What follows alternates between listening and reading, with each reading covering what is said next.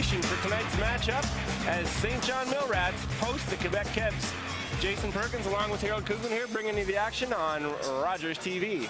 Harold, big matchup tonight. Quebec's coming to town. We've seen them a few times this year and they always pose a big matchup for us. They're ahead of us in the lineup. St. John, that is, not us. And St. John's looking to hold on to their playoff spot. Harold, what do you think the keys of the game will be tonight? Well, we've got one big key. We've got Anthony Anderson back tonight for the first time live. And he's looking good, and they need him. He's scoring their 20 points a game, and that makes a huge difference. Yeah, you get an MVP caliber player like that coming in.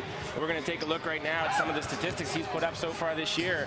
20 games played. He missed about 3 weeks, about 9 games, and you can see he's really filling it up. He's leading the league in scoring at 19.8 points per game, so as you pointed out, Harold, key. And with a great play of Darren Duncan, it'll be interesting to see how they mesh in the backcourt. That's right. Darren has been playing really well in the last 8 games, and hopefully that can add to the momentum of St. John.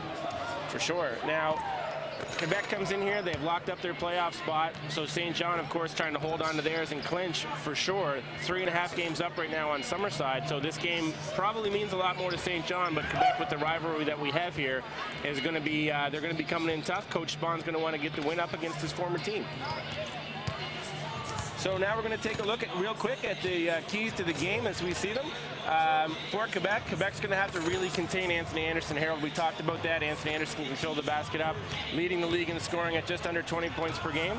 And, you know, that's really going to be important for Quebec if they want to have a chance to win here tonight. That's right. The other thing, Quebec, they have a bad habit of turning the ball over. They have 3 great guards, led by, of course, Royce Perrin. But the key tonight for them will be to limit the turnovers. St. John has a lot of athleticism on their side of the roster. They'll take advantage of those turnovers. They average just about 23 turnovers a game versus about 20 assists. So the ratio not quite what it wants to be for a team that's already locked up the playoff spot. Now we're going to take a look at St. John's keys to the game. Of course, it's going to be to limit the guard play. Those big 3 guards for Quebec, they really take over the game at any given time. When you have a 3-headed monster like that coming at you, it's going to be tough for St. John with a depleted lineup to take over.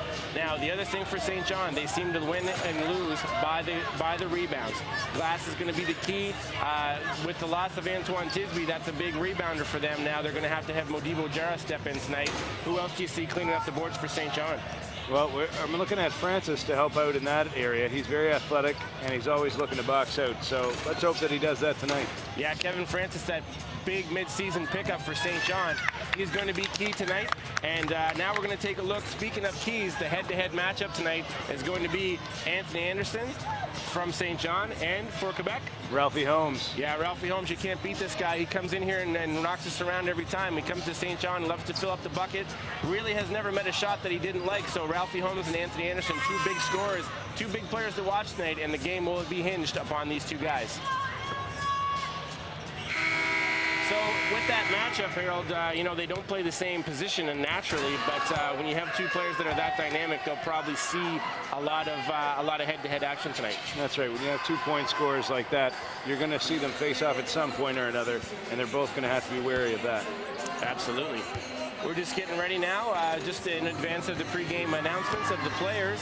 In the meantime, we're having a look at some of the Millrats warming up on the court. Of course, Andrew Francis, one of the new players for the Millrats, comes in tonight. He's going to play the center position at 6'8", a little undersized, but at 210. He takes up a lot of space. So we'll see if he gets some minutes, but we do know that Modibo Jara is slated to start tonight, which is big, and the big guy from Africa has been playing very well lately. Yeah, he's had good hands, and so we need those hands to work again tonight for the St. John Millrats. And, you know, as long as he keeps that boxing out on the defensive end as well, you have Quebec. They're one of the league leading teams in defensive rebounds, so we're hoping that Modibo Jara can help out in that area for St. John. One thing you'll notice tonight is St. John will be wearing the pink jerseys. They did this last year. Great fundraiser for breast cancer awareness. They'll wear those jerseys tonight, and then they'll be auctioned off immediately after the game to the highest bidder. Great to see the St. John Millrats reaching out for such a great cause. Save third base. There's all kinds of different slogans that we won't get into tonight on the air. But, you know, breast cancer research has been key with athletes throughout all sports. We're going to take a look right now at some of the lineups for St. John, starting with local boy Drew Stratton. That's right. Drew, right out of Quispamsis, New Brunswick. Yeah, Drew hasn't been getting a lot of minutes. He did come up from the Australian League, but you know, it's nice to see the St. John content on the bench, and he will get minutes as the season wears on, especially with the departure of Antoine Tisby. Okay, next we have Isaac Kwan. Isaac's out of Mississauga, Ontario. He plays a big role on St. John as well. For sure. Cortland Bluford, number 11 for St. John, another one of those big players that came along with Darren Duncan. The two of them have been rivals in the past, and now they're playing together, and they're really enjoying their time together here in St. John. Number 34, PJ Young, from Randolph, Massachusetts. Yeah, PJ Young, a big athletic forward, limited minutes earlier on in the season, but again, with the departure of Antoine Tisby, it'll be interesting to see if he can pick up some more minutes here. They could really use his athleticism on defense and on offense. He's a high flyer as well. Right.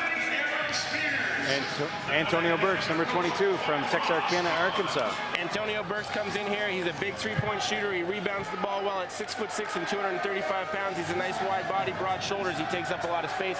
Look for him to contribute with some key defensive rebounding as well. Number 24, Andrew Francis from Houston, Texas. Yeah, Andrew Francis, a bit of an unknown here. Now, I was away for a little while. He's been injected into the lineup and a big contributor at 6'8" and a forward. He's going to be a big part of the St. John rebounding equation. Now we're going to take a look at the starting lineups for St. John, starting with Modiba Jara from Bamako, Mali. Yeah, the big guy's getting the chance to start. Last year, plagued by injuries. This year, been playing really strong for St. John, so we'll see what he does, injected into the starting lineup. Number 33, Steve DeLuca, Merrimack, New Hampshire. Count on Steve DeLuca to space the floor, not to make a lot of mistakes, and of course he's going to shoot the three-pointer to open up the inside for St. John, and that's been key. Steve DeLuca, a big veteran player for St. John, key presence in the community, and he's been with the Mill Rats since before the transfer here to St. John back in the Manchester days. Nice to see him in the starting lineup. Number 23, Kevin Francis from Toronto, Ontario. Kevin Francis, by far and away the best beard in the league. This guy can score, rebound, play defense. He does a little bit of everything. And another guy, all-around great guy in the community. He happened to be at the Aquatic Center the other day when my son was there for his swimming lessons, came over and spoke to us. Just a genuine, all-around friendly gentleman about town. Awesome. Number 10, Darren Duncan, Brooklyn, New York. Yeah, anyone with the last name Duncan, you know I'm going to be a big fan of him. Darren Duncan's come in here, player of the week a few weeks ago. He filled up the basket a lot with Anthony Anderson, not in the lineup for St. John, so great to see him out there for St. John. Number 12, Anthony Anderson, Lynn, Massachusetts. Anthony Anderson, MVP candidate, leading league scorer. We'll see how the season wears out now as we head out to the playoffs, and it's absolutely fantastic to see him back in the lineup. We're going to send it over right now to the third member of our broadcast team. Selma Khaleesi is now with Coach Jaron Jackson. And Coach Jackson, Anthony Anderson has been back for one game. Darren Duncan did a great job in replacing him, but what's this going to mean for the team? Just a sense of confidence on the floor, sense of comfort. Anthony brings a dimension that no other player on this team brings. He's such a dynamic player, great scorer, and he's been well respected throughout this league. And he's grown as a leader on this team, so I'm excited about that. We just saw the Kebs come in here and do their little cheer at center court pregame. It's a pretty bold move, if I do say so myself. What do you foresee for tonight? Maybe we can have a little cheer of our own as these guys are introduced. We'll see, but I'm hoping that we can come out with a nice win, and at least we get a good start to the game. But hey, I think it's a sign of pro basketball, young players enjoying this league and enjoying this level. So no disrespect.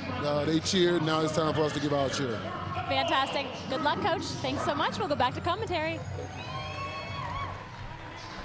Yeah, we had the chance to speak to Coach Jackson just before the game, and really had some deep thoughts about the roster. Feels that the chemistry of the team now is better than it's been in his 2 seasons here. You know, Antoine Tisby's departure, although unfortunate, has given the opportunity for some of these other guys to pick up some minutes. And Harold, as a basketball coach, you know the importance of chemistry to any team.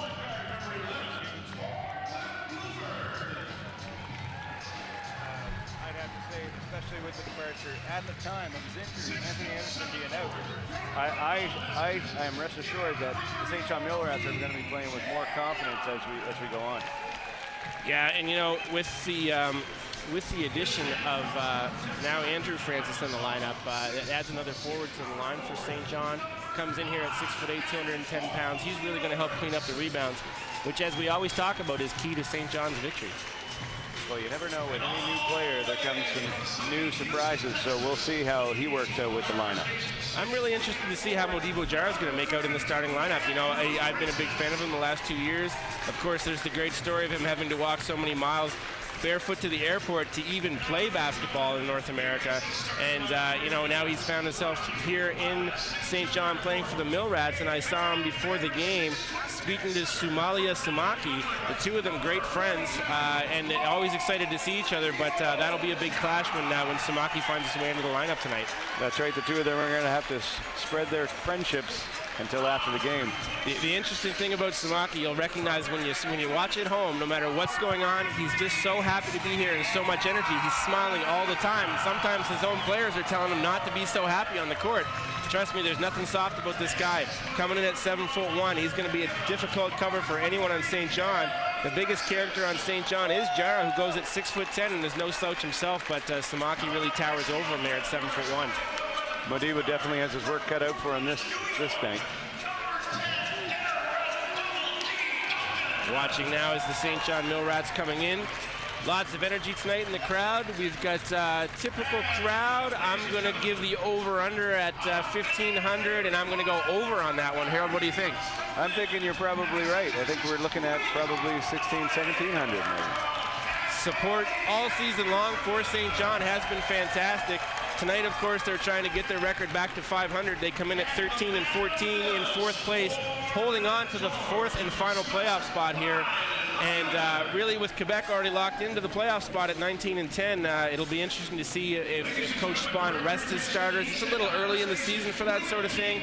Still 9 or 10 games left to go for each of these teams, but yeah, it should be interesting to see now with the new changes to St. John's lineup how Coach Spahn responds from Quebec. I think you're right with that. I mean, with a 19-10 record, you don't want to get too confident with your placement in the league. You want to come out strong like you normally would, and then maybe rest your starters in the second half if need be. Yeah, I know I've been watching a lot of NBA lately, and with the condensed season there, what you see is the starters, as soon as there's a 10-point lead, the starters tend to sit. And now at this point, as these guys would be preparing for the playoffs, it'll be interesting to see if they don't employ the same strategy to make sure they're as healthy as they can be coming back into it. That's right. It's a lot easier to continue playing your starters when your season's cut short, and it looks like that's the way it's going to be in the NBA.